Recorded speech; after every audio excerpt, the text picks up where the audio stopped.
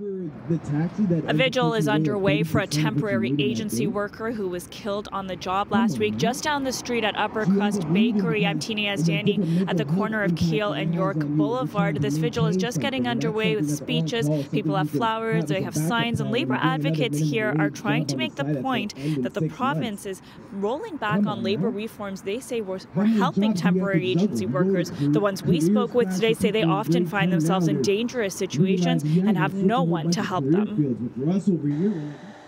Yellow tape surrounds a loading dock at Upper Crust Bakery, where a worker was pinned by a tractor trailer last Thursday. The man, who was reportedly in his 40s, was pronounced dead at the scene.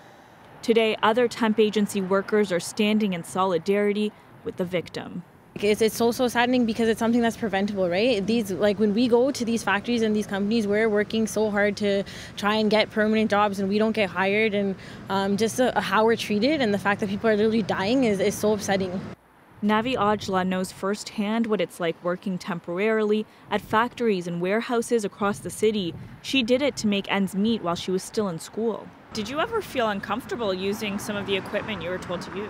Definitely. Sometimes you go home and your back is hurting, you're broken. It's very, very hard work, and you're not allowed to do it safely. And the thing is, it's that pressure of also, if you don't work fast enough, you're not going to get called back either. So you can't even worry about safety at the end of the day either.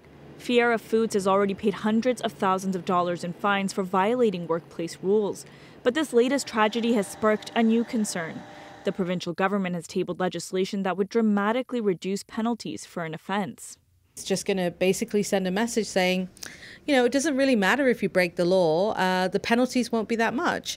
And so I just find that absolutely shocking. Bill 47 would also repeal equal pay for equal work protections for temp workers, another huge issue labor advocates say contribute to these types of tragedies. One of the most frequent things that we've been seeing is temp agency workers not just being hired for short-term assignments, but being hired for years in the same job, doing the same work as permanently hired workers, and being paid at differential rates of pay, not getting benefits, and if they speak out, then they're gone.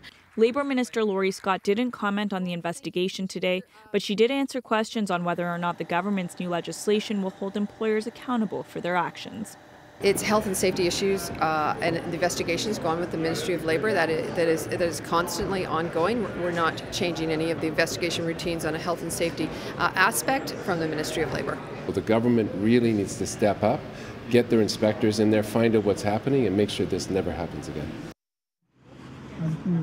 We did reach out to Fiera Food and Upper Crust Bakery, but neither one returned our request for a comment before airtime. Now, this group is planning on marching down the street to Upper Crust Bakery any moment. They want to make sure their voices and their messages are heard.